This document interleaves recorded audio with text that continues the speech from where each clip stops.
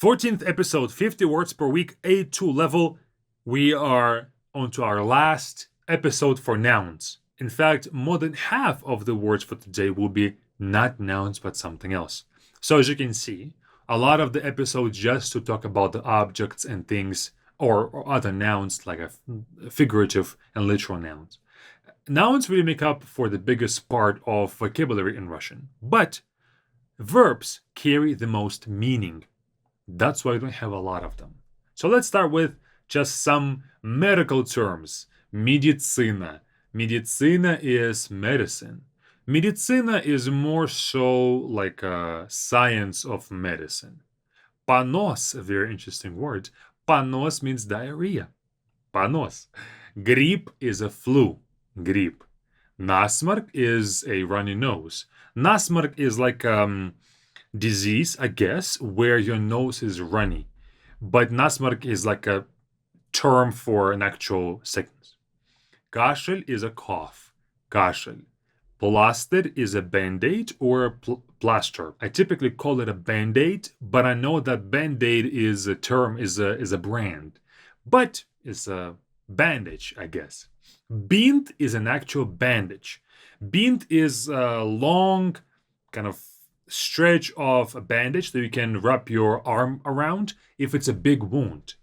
You cannot put a band-aid on a big wound, right? You have to use a bint that you can like actually wrap your whole arm a few times. Bint. Медсестра is a nurse. Медсестра. Vitamin is a vitamin.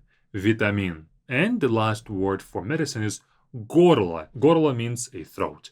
Горло. Now, just a few more nouns here that don't have a specific topic.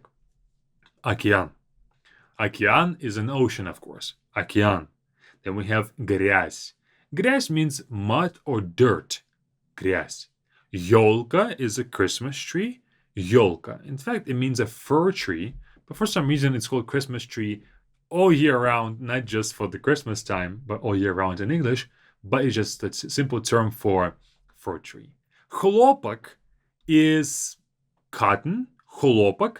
What's funny is that if we change the stress to хлопок, it's going to mean a clap, like a one clap. Хлопок, cotton. Хлопок is a clap.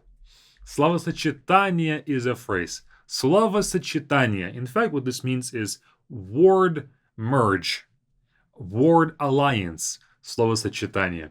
Phrase. Акцент is, of course, an accent. Акцент. And the last noun, фотоаппарат.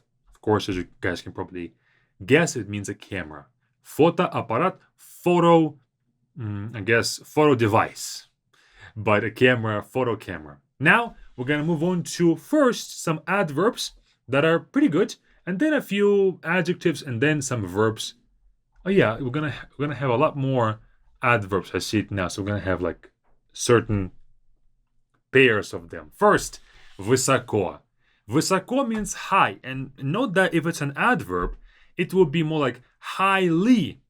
But высоко is a term that describes actions, okay?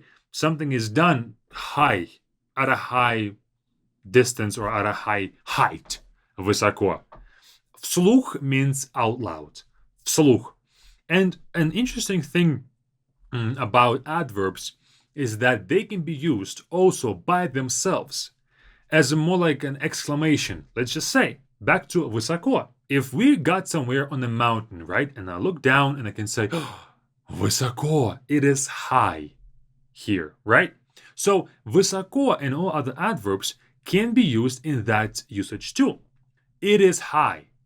Simply that in Russian, we don't have it is for a sentence. That structure doesn't exist. We simply say высоко as a one-word exclamation. The same can be said about вслух. Let's say the teacher tells you, hey, read this passage, and you're reading it kind of just to yourself, not out loud. They can say вслух, out loud. So that's another sentence that just contains one word, вслух. Other verbs, nouns, adjectives typically need to have some other context to them. Okay? Вовремя means on time. Вовремя. Next, замуж, which means behind the husband or to the husband. Замуж is simply one word of a phrase, выйти замуж, to get married, or выйти замуж literally means to go out behind a husband. So замуж can be that behind the husband, but of course it means to get married to a man. Okay? Вправо, to the right. Вправо, to go to the right. Вправо. Влево means to the left. Вправо and влево. Друг друга is a wonderful phrase, друг друга, each other. And this second word, друга, can change to друг другом, друг другу, whatever form we can put these words in, even though both of these words are nouns. Altogether, they will have a role of an adverb. Okay? For example, помогать друг другу, to help each other. Right? You don't think of each and other as separate. Right? The same thing here. We don't think of друг другу as separate either. Next, домашний, moving on to adjectives. Homes. Домашний, let's say, домашняя атмосфера. Home atmosphere. So домашний is an adjective that describes some sort of a home thing. Okay?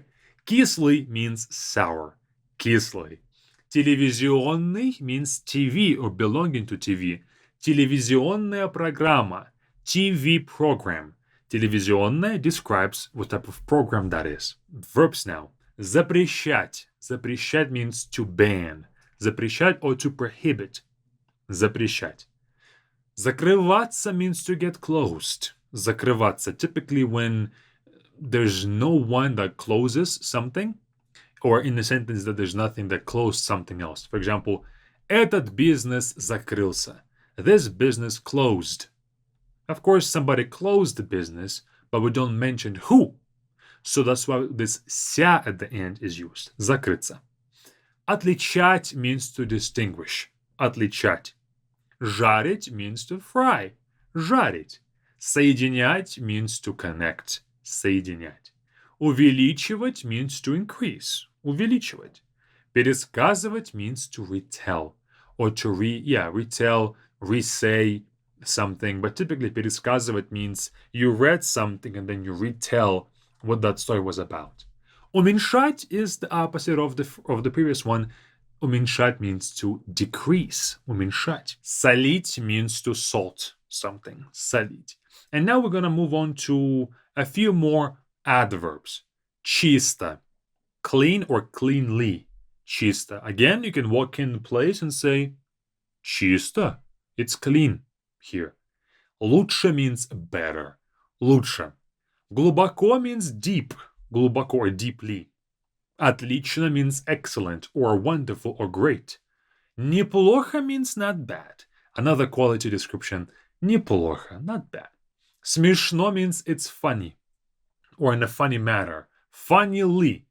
Немножко means a little bit. Немножко. And in fact, немножко means a little. You can talk about quantities of things with немножко, but you can also say я немножко устал. I'm tired a little bit. So it can be used with verbs as well. Недалеко means not far or close by or near. Недалеко. Негромко means not loud or quiet. Негромко. Недолго means not long. Недолго. Неприятно means unpleasant or not pleasant. Неприятно. A good phrase. Мне неприятно. It's not pleasant to me. I don't like it. Горько means bitter or bitterly. Горько. In fact, горько is another phrase that we use when newlyweds at the wedding, right? Somebody can scream горько, and that's going to be a tradition for the newlyweds to kiss. Горько. Низко means low or lowly. Низко. And дружно means in a friendly manner. Altogether, friendly, дружно. That is all. We are getting into the mix of different types of words, not just nouns. So your speech should be getting better and better and better by the week. Okay? See you all next time. And we're going to continue with other words of verbs and adverbs, etc. See you there.